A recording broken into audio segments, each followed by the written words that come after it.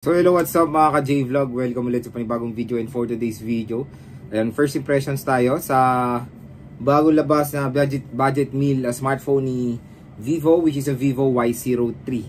Maganda kaya to? Tara mga ka-J-Vlog, check natin.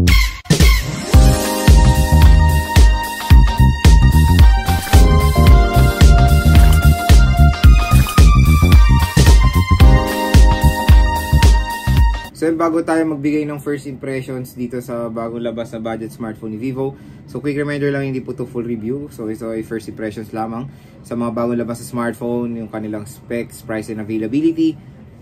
So syempre pwede pa naman tayo magbigay ng mga quick specs, syempre pwede naman tayo magbigay ng first impressions based sa kanyang specifications. And hopefully ma-review rin natin to. Stay tuned lang dahil tina-target ko rin naman i-review to. Paunti-unti lang, step by step yung ginagawa ko kasi marami pa tayong review unit. Pero yun nga, i-review ko rin naman tong si Vivo Y03T. So meron nang lumabas nga yung Y03 lang. Ito ay bagong addition nila. So meron tong two variants. Meron tayong 4GB 64 at 4GB 128. Yung 4GB 64 ay merong 4399 na presyo. Tapos yung 4GB 128 ay 4999. Kung makikita nyo, 600 pesos lang naman ang kanilang price difference. I suggest go for the 4GB 128 dahil mas sulit yung additional na 128GB. Pero sa kanya presyo yung presyo ng 64GB na 4399 is acceptable pa naman yan sa ganyang presyo, which is karamihan din naman na nakikita natin mga entry level ay ganyan din naman yung nakikita natin karamihang storage, kumbaga lalo na sa mga sikat na brand, diba, 64GB.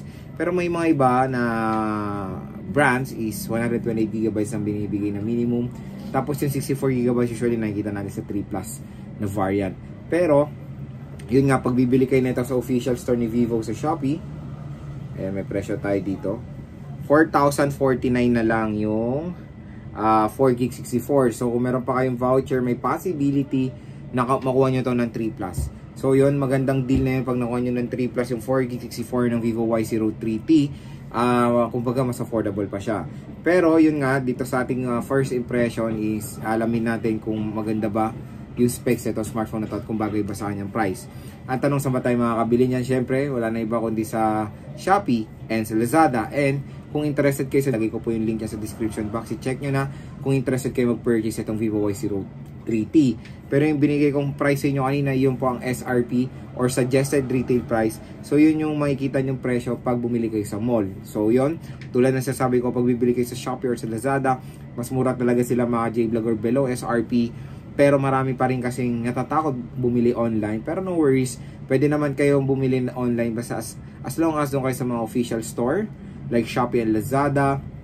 And pag i-receive nyo na yung parcel, i-video nyo mga J-Vlog para kung nyari meron kayong discrepancy sa delivery, walang laman yung parcel, ay meron kayong proof na ipapakita sa Shopee or sa Lazada kung sakaling walang laman yung parcel nyo.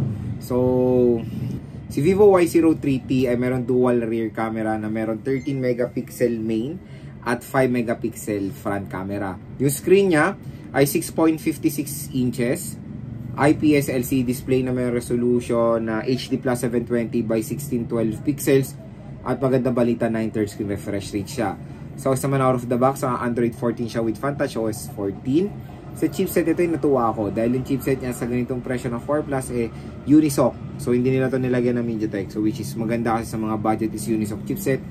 Unisoc T612 octa-core CPU na merong clock speed na up to 1.8 GHz and sa GPU nakamali G57 siya. So yun, parating yung titignan pag bibili rin kayo ng unit is yung GPU itself. So maganda naman yung GPU ng Vivo Y03T. Pagdating sa battery, meron siyang 5,000 mAh na removable battery na support ang 15W fast charging rate. So yun ang good news, 15 watts.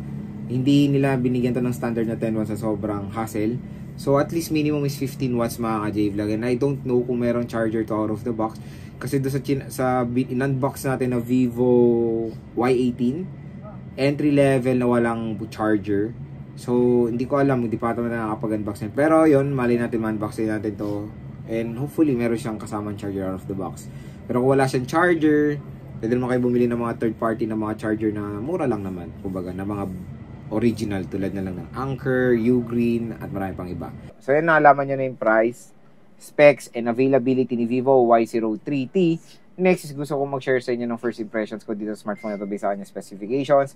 Number 1, dun sa display. So display screen size is minimum naman yan, 6.5 inches. Tapos IPS LCD display na meron HD plus 720p. Hindi na magreklamo sa resolution yan. Dahil sa ganyang presyo na 4 Plus, acceptable lang HD plus 720p resolution. Tapos, ang maganda dito, tinurn on ng 9 Hz. Ang hindi ko lang nagustuhan is notch.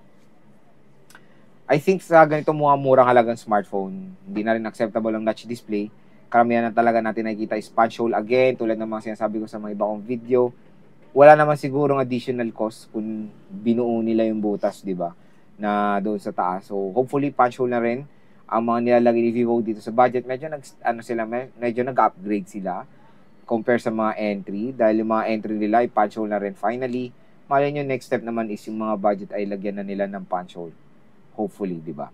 Next is RAM at ROM.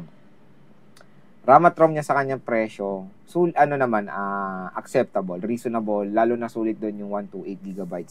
So, sa 128, syempre, marami na kayo malalagay dyan for as low as 4,999 pesos or almost 5K. 120 GB is totally fit yan, mga ka-JVlog. 64, presyo na 4,4, okay rin, acceptable. Maganda pa dyan, makuha nyo pa ng below SRP, mas sulit na siya. Kumbaga, bagay naman yung RAM at ROM sa kanyang presyo.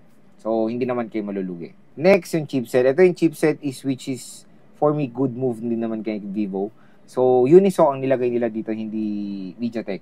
Kasi sa MediaTek, usually ang minimum ng MediaTek ngayon na nilalagay sa mga entry or budget is G85 na meron GPU na Mali G52. Tignan nyo dito, Unisoc T612. Mura siya. Ang GPU niya is Mali G57. Which is okay ang GPU niyan for gaming. May enjoy niyan mga J-Vlog. So, when it comes sa GPU neto, panalo naman. At okay naman din yung move ni Vivo na nilagyan nila to ng Unisoc chipset. So, for me, mas recommended ko yung mga Unisoc chipset sa mga murang halagang smartphones dahil very snappy naman yung GPU niyan. Next, yung battery. Battery, malaki, 5,000 mAh. Yun nga, maganda naman na nilagyan to ng 15 watts. So, 15 watts, presyo na below 5K is acceptable pa naman yan, don't worry.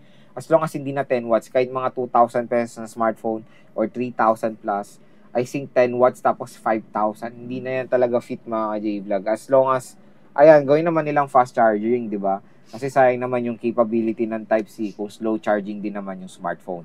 Pero dito sa Vivo Y03 ay okay naman din. 15 watts is, for me, is minimum na. Pero kung may hirit pa ng konti, 18 watts mas better, kumbaga. So ilang mga ka-J-Vlog, yung aking first impressions isa sa bagong labas sa Vivo Y03T. So yun, abangan nyo na lang i-review natin game test and unboxing itong smartphone na to. Tapusin ko lang yung mga review units ko, and next na po yung mga upcoming ko na mga ginawa ko ng first impressions. So, yun, kung interested kayo nga bumili ng Vivo Y03T, ilalagay ko po yung link niya sa description, lalo na mas mura nga to, pag bilhin nyo to ng payday sale, ngayong katapusan ng September, or sa 10/10. Kung interested kayo, click nyo na yung description. Check nyo na yung link sa description box.